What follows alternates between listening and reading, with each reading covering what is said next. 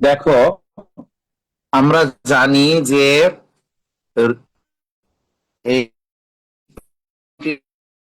হলো প্রশ্নে যদি কোনো একাধিক বস্তু উত্তোলন করতে বলে তাহলে করতে হয়, এবং সেই নিয়মটা হলো NCR equal to factorial N ভাগ ফ্যাক্টোরিয়াল আর into N minus r factorial. এখানে এন হলো মোট সংখ্যা আর আর হলো সিলেক্টেড সংখ্যা বা অনুকূল ঘটনা। আজকে আমরা কার সমস্যা সমাধান কেন অনেকেই হয়তো পারো না, তবে মূল জিনিস হলো তাসের খেলা মারাটাই। তো আমি অল্প করে প্রথম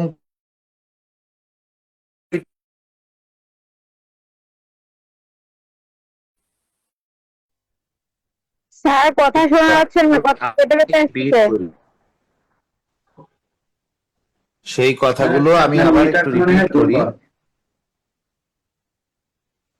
আজকে স্যার, আপনার নেটওয়ার্ক কথা একটু ঝামেলা করতেছে, একটু মনোযোগ দিয়ে শোনো, যতটুকু শোনা যায়। দেখো, আজ সকাল থেকে নেটওয়ার্কটা খুব ঝামেলা করছে। স্যার, সেটা একই হলো অবস্থা, চার একই ধরনের অবস্থা। কার্ড আছে। একটা হলো হার্স, একটা স্পেড, একটা ডায়মন্ড, একটা ক্লাবস। এই চার ধরনের কার্ড আমরা দেখতে পাই। এর মধ্যে দুই ধরনের কার্ড হলো লাল এবং দুই ধরনের কার্ড হলো কালো। আর প্রত্যেকটা কার্ড আছে 13 পিস করে, অর্থাৎ এই চার ধরনের সুইট, এই চার সুইটের কার্ড আছে 13টা করে।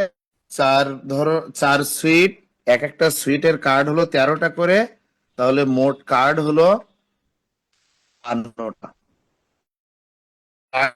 আমি প্রথম ক্লাসে চেষ্টা করেছিলাম সুন্দর করে বলার জন্য, আশা করি তোমরা বুঝেছিলে।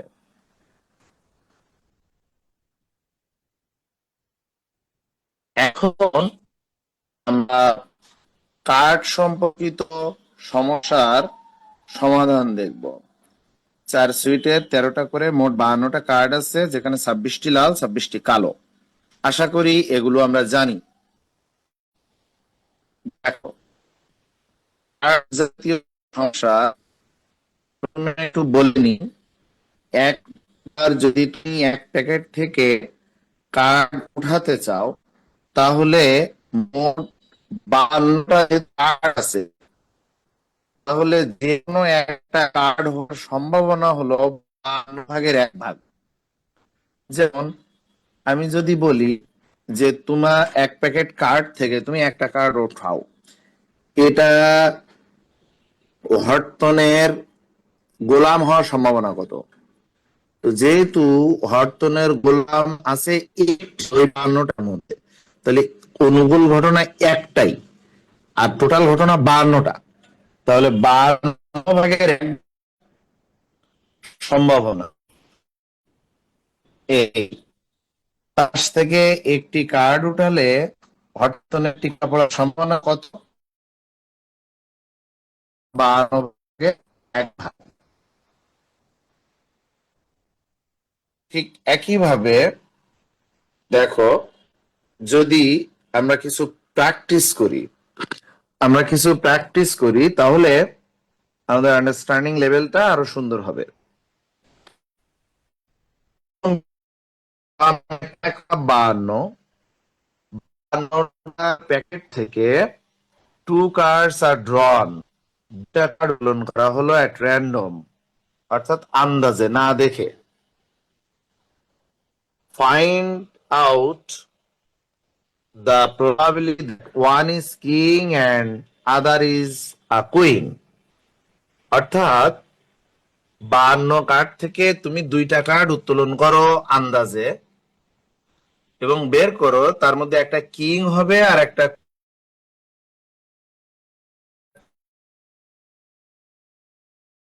কয়টা কিং আছে।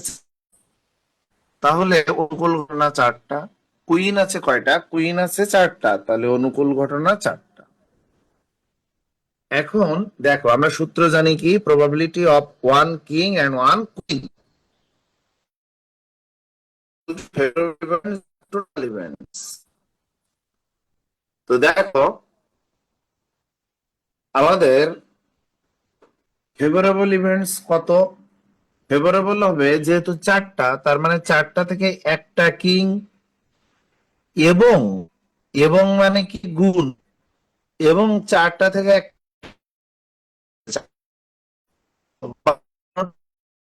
দুটোটা, এই তো হলো অঙ্ক। তাহলে অ্যান্সার কি হবে? 4টা থেকে একটা, 4C1 গুণ 4টা কুইন থেকে একটা কুইন, 4C1 ভাগ 52 থেকে 2টা, 52C2, যার মান হয় এত। আশা স্যার করি একটু তোমরা বুঝেছো। যদি কেউ না বুঝে থাকো প্রশ্ন করতে পারো। স্যার হ্যাঁ, এই যে ফি বের করার দেখাই দেওয়ার কথা ছিল ক্যালকুলেটর, ওইটা একটু দেখাই দিয়ে, না হলে তো অঙ্ক করতে পারতেছি না। মান বের করার সময় ঝামেলা হয়ে। ও আচ্ছা আচ্ছা, ঠিক আছে ঠিক আছে, এখনই দেখাচ্ছি। এই ক্লাসের শেষে একটু মনে করো, স্যার এরপর এই যে একটু দেখো আমরা প্র্যাকটিস 2 করি।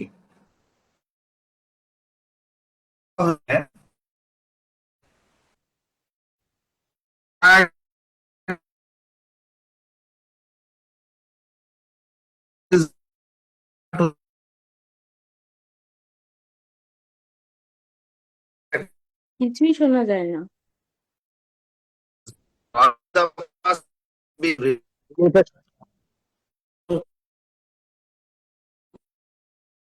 নেট প্রবলেম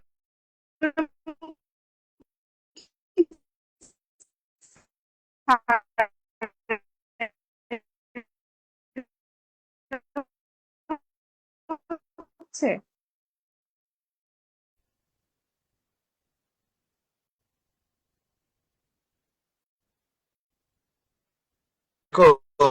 প্র্যাকটিসে বলা হয়েছে একটা কার্ড উত্তোলন করো,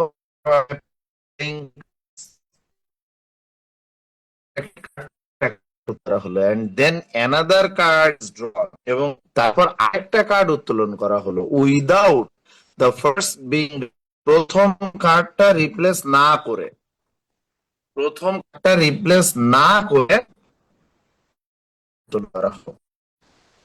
তারপর বলছে what is the probability of drawing two aces or two spades. প্রবাবিলিটিটা কত হবে? দুইটা কার্ডই এই হবে, দুইটাই টিকা হবে, আর 2 নম্বর রিকোয়ারমেন্ট হলো দুইটাই স্পেড হবে। এখন একটু খেয়াল করো, এই যে উইদাউট রিপ্লেস, উইথ রিপ্লেস, এটা একটা ব্যাপার। সেটা হলো, ধরো এক প্যাকেট কার্ড আছে, এই কার্ড থেকে তুমি একটা কার্ড উত্তোলন করলে, তাহলে ধরো একটা কার্ড উত্তোলন করে দেখলে সেটা হার্টসের টিক্কা, রেখে দিলে অন্য পাশে। এখন যদি তুমি আরেকটা কার্ড উত্তোলন করো, তাহলে তোমার কিন্তু প্রবাবিলিটি চেঞ্জ হয়ে যাবে, আগের প্রবাবিলিটি থাকবে না। কারণ প্রথম যখন উঠাচ্ছ তখন টোটাল কার্ড হলো 52টা, আর যখন প্রথম কার্ড উঠানোর পরে দ্বিতীয় কার্ড উঠাবা, ওই আগের কার্ডটা রিপ্লেস না করে, মানে আগের কার্ডটা এই কার্ডের প্যাকেটে না রেখে, তাহলে এখানে কার্ড থাকছে কিন্তু 51টা, তাহলে মোট সম্ভাবনাটা চেঞ্জ হয়ে যাচ্ছে। এটাই হলো উইদাউট রিপ্লেসমেন্ট।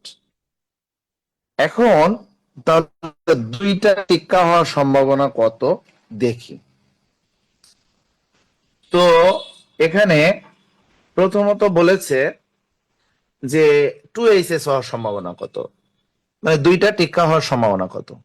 তাহলে প্রবাবিলিটি আমরা কিভাবে বের করব? ফেভারেবল ইভেন্টস ভাগ টোটাল ইভেন্টস। ফেভারেবল ইভেন্টসটা কি? প্রথম কার্ড দুইটাই টিক্কা হবে, তাহলে প্রথমটাও টিক্কা হবে, দ্বিতীয়টাও টিক্কা হবে।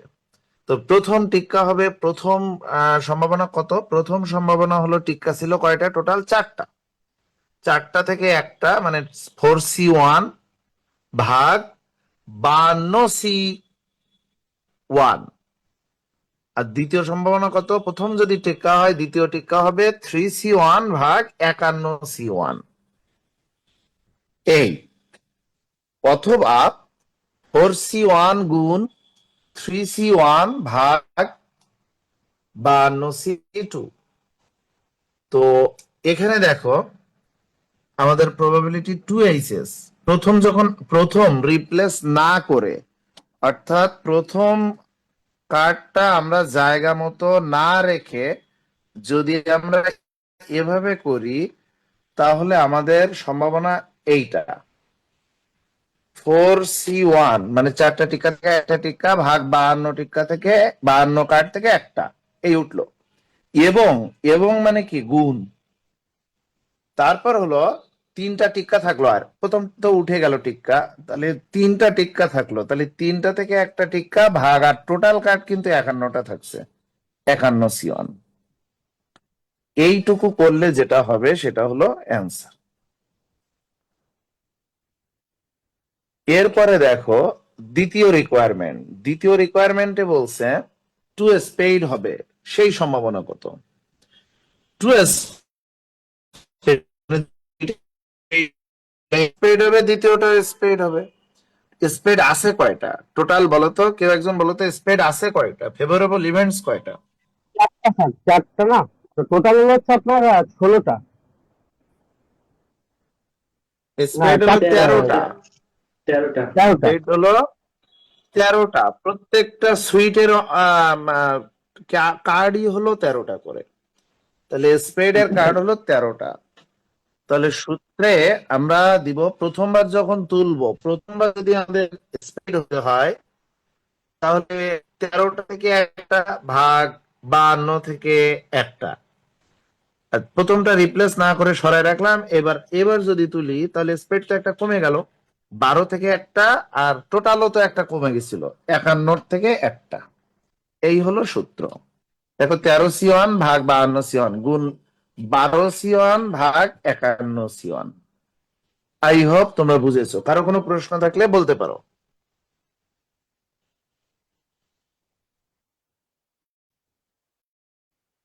কারো কোনো প্রশ্ন আছে?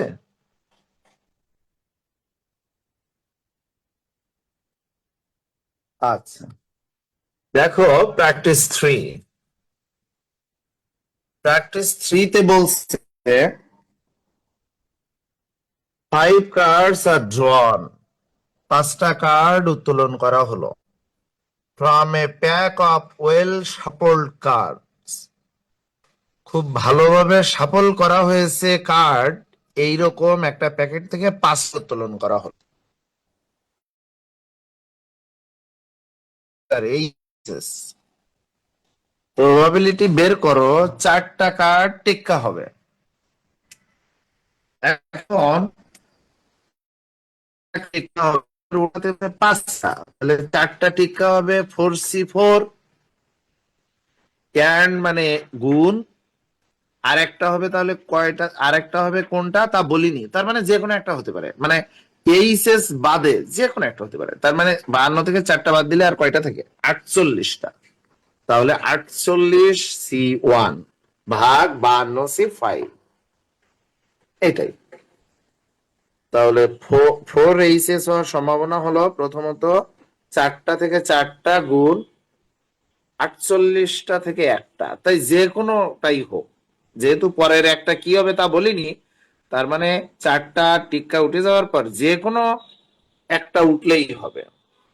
48C1, এরপর নিচে হলো 52C5।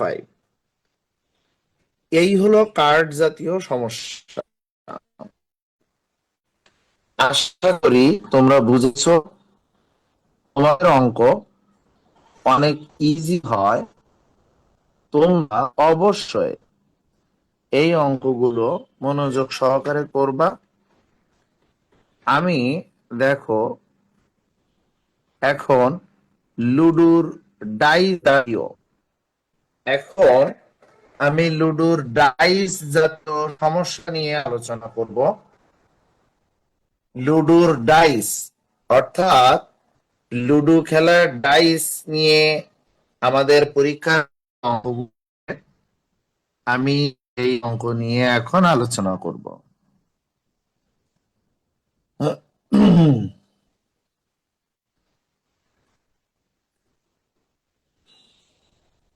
তো আমরা সবাই লুডো খেলেছি অথবা লুডো খেলা জানি। একটি লুডুর গুটিতে মোট 6টি কোনো ঘটনা ঘটা সম্ভব নয়, তাই একটা লুডোর ডাইস যদি আমরা একবার থ্রো করি, নিক্ষেপ করি, তাহলে যদি বলি ছক্কা পড়ার সম্ভাবনা কত, তো 6/1 ভাগ। যদি বলি চৌকা পড়ার সম্ভাবনা কত, তো 6/1 ভাগ। যদি বলি আহ 2 পড়ার সম্ভাবনা কত, তাহলে 6/1 ভাগ। যদি বলি 1 পড়ার সম্ভাবনা কত, 1 মানে পুট, আমরা বলি পুট পড়ার সম্ভাবনা কত, তাহলে 6/1 ভাগ। ওকে, এখন দেখো আমরা প্র্যাকটিসে যাই। প্র্যাকটিস 1-এ দেখো বলা হয়েছে, প্র্যাকটিস 1-এ দেখো বলা হয়েছে যে আমরা যদি এভাবে লুডো ডাইস একবার থ্রো করি,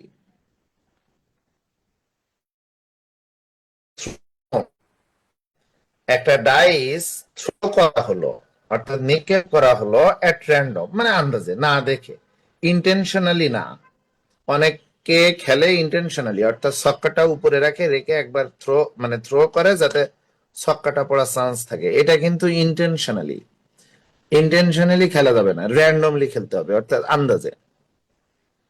এ ডাইস থ্রোন এট র্যান্ডম, অর্থাৎ লুডুর গুটিটা আন্দাজে ছেড়ে দেওয়া হলো, থ্রো করা হলো। ফাইন্ড দ্য প্রবাবিলিটি বের করো। বিলো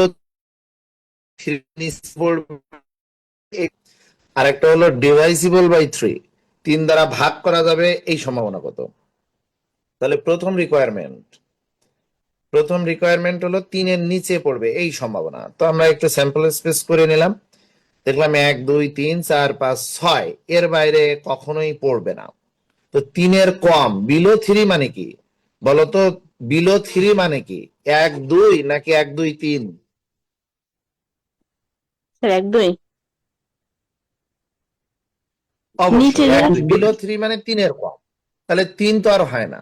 বিলো 3 মানে 3-এর কম, তাহলে 1 2, তাহলে 1 2 এই স্যাম্পল স্পেসে আছে 6/2 ভাগ, মানে 1 2 মানে 2টা ঘটনা, মোট 6টা ঘটনা ঘটবে। তাহলে 6টা ঘটনার মধ্যে 2টা ঘটনা সেটা অনুকূল, সেটা আমাদের অনুকূল ঘটনা। তাহলে প্রবাবিলিটি অফ বিলো 3 হবে কত? 2/6। অর্থাৎ যেহেতু এটা 6টা ঘটনার মধ্যে এটা 2টা ঘটনা, 1 এবং 2, তাই সম্ভাবনা হলো 2/6। ওকে, এরপর বলছে প্রবাবিলিটি অফ ডিভাইস বাই 3, দ্বারা ভাগ করা যায় এরকম কয়টা ঘর আছে এর মধ্যে, স্যাম্পল স্পেসে বা লুডুর গুটিতে কয়টা সংখ্যা আছে যা 3 দ্বারা ডিভাইড করা যায়? স্যার একটা না, শুধু 6। একটা 6। 3 কে ভাগ করা যায় স্যার না 3 দুটো। দিয়ে? স্যার 3 অক্ষে 3। হ্যাঁ 3, 2টা স্যার।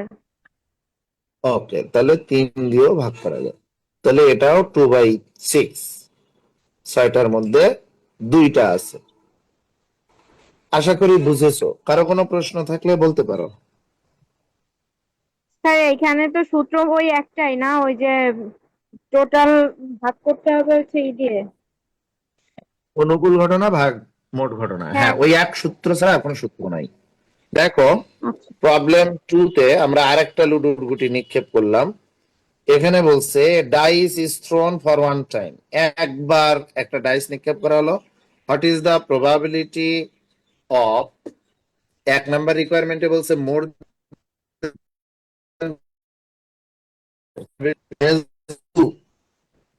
2 এর কম হওয়ার সম্ভাবনা কত, অ্যাবাভ 6 এর বেশি হওয়ার সম্ভাবনা কত, ইভেন নাম্বার জোড় হওয়ার সম্ভাবনা কত? প্রথম রিকোয়ারমেন্ট বলছে 4 এর বেশি হওয়ার সম্ভাবনা কত, কেউ একজন বলো, দ্রুত বলো, কেউ একজন বলো, 4 এর বেশি হওয়ার সম্ভাবনা স্যার কত? 2। বলা যাবে না, 2/6। 3 2 2 হলো অনুকূল ঘটনা, 2 হলো অনুকূল ঘটনা, 4-এর বেশি আছে শুধু 5 আর 6, তাই ছাড়া তো আর নেই, 2টা ঘটনা। তাহলে 2টা ঘটনা হলো অনুকূল ঘটনা আর 6টা ঘটনা মোট ঘটনা। কে একজন বলো, প্রবাবিলিটি অফ লেস দেন 2 হওয়ার চান্স কত? 1/6। 1/6। ভেরি গুড, এই তো বুঝে গেছো। আচ্ছা, এরপরে 3 নাম্বার রিকোয়ারমেন্ট। 3 নাম্বার রিকোয়ারমেন্টে বলছে প্রবাবিলিটি অফ অ্যাবাভ 6 এর বেশি হওয়ার সম্ভাবনা কত? বলো তাড়াতাড়ি বলো। 0/6। 0/6। Very good, so 0। এরপর প্রবাবিলিটি অফ ইভেন নাম্বার হওয়ার সম্ভাবনা কত? তাড়াতাড়ি বলো। ইভেন মানে 3/6। জোড়, জোড় 3/6। ভেরি গুড, এই তো। তো তোমরা বুঝেছো। দেখো ক্লাস 3 আরেকটা ডাইস আমরা নিক্ষেপ করলাম, আরেকটা লুডুর গুটি আমরা নিক্ষেপ করলাম। এখন এই লুডুর গুটি আমরা না, এবার 2টা গুটি নিক্ষেপ করলাম, সরি একটা না, এবার 2টা গুটি নিক্ষেপ করলাম। 2টা একটু ডাইস, 2টা লুডুর গুটি করা হলো at random, আন্দাজে কম্পিউটার। তো প্রবাবিলিটি করো ইভেন নাম্বার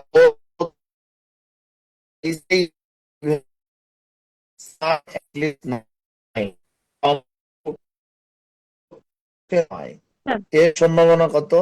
সাম লেস দেন 4, 4-এর চেয়ে কম হবে যোগফল, এর সম্ভাবনা কত? সাম এট 7, যোগফল ঠিক 7 হবে, এর সম্ভাবনা কত? এখন এগুলো করতে হলে আমাদের স্যাম্পল স্পেস হবে। তো স্যাম্পল স্পেস করতে পারি না আমরা 2টা।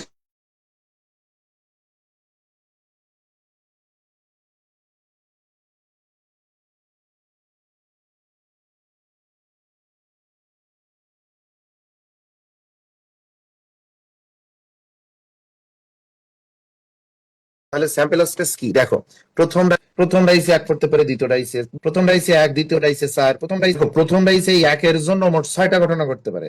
ঠিক একইভাবে প্রথম ডাইসে 2 এর জন্য আরো 6টা ঘটনা ঘটবে, 3 এর জন্য আরো 6টা ঘটনা ঘটবে, প্রথম ডাইসে 6টার জন্য মোট 636টা ঘটনা ঘটবে।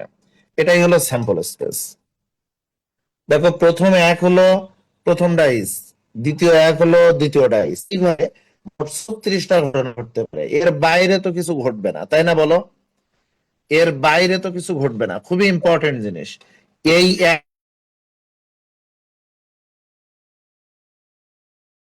তাহলে এইটা একটা ঘটনা ঘটতে পারে 2টা ডাইস নিক্ষেপ করলে, এটাও ঘটতে পারে প্রথম ডাইসে 1, দ্বিতীয় ডাইসে 2, প্রথম ডাইসে 1, দ্বিতীয় ডাইসে 3, প্রথম ডাইসে 1, দ্বিতীয় ডাইসে 4, প্রথম ডাইসে 1, দ্বিতীয় ডাইসে 5, প্রথম ডাইসে 1, দ্বিতীয় ডাইসে 6।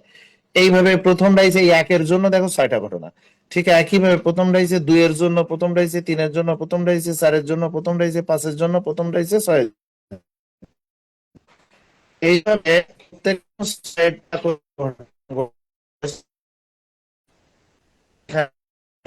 চেষ্টা।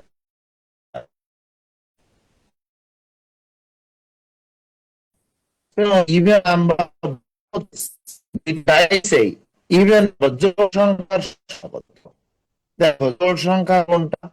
এই যে এটা জোড়, 2টা ডাইসে জোড়, এটা জোড়, এটা জোড়, এটা এটা এইভাবে হিসাব করে অঙ্ক করতে হবে। এটা এটা তাহলে দেখো, জোড়ার সম্ভাবনা কয়টা? 9টা। কয়টার মধ্যে? 9টা। 36টার মধ্যে 9টা। এটাই answer, 9/36। Even number of both dice 9/36 equal to যা হয় তাই। বুঝেছো? বলো, কথা বলো। স্যার নেটওয়ার্কের কারণে আপনার কথা কাটা কাটা আসতেছে, এজন্য বুঝতে একটু প্রবলেম হচ্ছে। ইয়াল্লাহ, এটা একটা সমস্যা। তোমরা কি সবাই একই সমস্যা? জি স্যার, একই সমস্যা, বুঝতে তো হ্যাঁ সমস্যা হচ্ছে। স্যার। আমি জি এটা স্যার। বুঝি কি না। করবো, নেটওয়ার্কের এই ঝামেলা। আচ্ছা, এই অঙ্কটা দিয়েই শেষ করি, তারপর রাতে আবার করাবো। তোমরা একটু রেকর্ড দেখে নিও। তাহলে এখানে মূল জিনিস হলো আমরা জোড় সংখ্যা বের করব, যা চাইবে আমরা দেখে দেখে। দ্বিতীয় রিকোয়ারমেন্টে বলছে সাম অ্যাটলিস্ট 9, সাম মানে যোগফল কমপক্ষে 9 হবে। তো দেখো তো এদের যোগফল এখানে 9 কম, এখানে 9 কম, এখানে 9 কম, এখানে 9 কম, এখানে 9 কম, এখানে 9 কম, এখানে এখানে এখানে সব 9 কম, এখানে এখানে সব 9 কম, এইটা শুধু 9। তাহলে কমপক্ষে 9 হবে যোগফল, তাহলে এইটা 9। এরপরে দেখো 5 আর 4, এইটা 9, এইটা 9, এরপরে 6 আর এইটা 9, এইটা 9, এইটা 9, 9 বা 9 এর বেশি, এটা 9, এটা 9, এটা 9, এটা 9, মানে 9 বা 9 এর বেশি। তাহলে 4 আর 4 8 আর 2 10টা হলো 9 বা 9 এর বেশি। অ্যাটলিস্ট 9 মানে কি, অবশ্যই কমপক্ষে 9টা হবে, 9 হবেই যোগফল। তাহলে 10 ভাগ টোটাল কত, টোটাল 36, এটাই आंसर, 10 ভাগ 36। এভাবে আমরা স্যাম্পল দেখে খুঁজে বের করব। দেখো 3 নাম্বার রিকোয়ারমেন্টে বলছে সাম লেস দ্যান 4, 4 এর চেয়ে কম হবে যোগফল। দেখো 4 এর চেয়ে কম কোনটা, 2 এটা আর 1, এইটা তো আর কম না, এইটা আর একটাও না, সব 4 বা 4 এর বেশি। তাহলে 4 এর চেয়ে কম এই তিনটা, তিনটা হচ্ছে কম। তাহলে আমরা যদি প্রবাবিলিটি দেখি তাহলে 3 ভাগ 36, এটাই হলো 4 এর চেয়ে কম। এরপর দেখো দ্বিতীয় প্রশ্ন হলো সাম এট 7, জাস্ট যোগফল হবে 7। তো 7 যোগফল কোনটা দেখো তো, এইটা 7 যোগফল, এইটা, এইটা, এইটা, এইটা, এইটা। তাহলে 7 যোগফল কয়টা, 6টা। ঠিক 7 যোগফল হচ্ছে কয়টা, 6টা। তাহলে 6 ভাগ 36, এই হলো অ্যান্সার। আই হোপ তোমরা বুঝেছো। এই ক্লাসটা একটু বারবার রেকর্ড ক্লাস দেখে নিও, দেখলে তোমরা সহজে বুঝতে পারবা।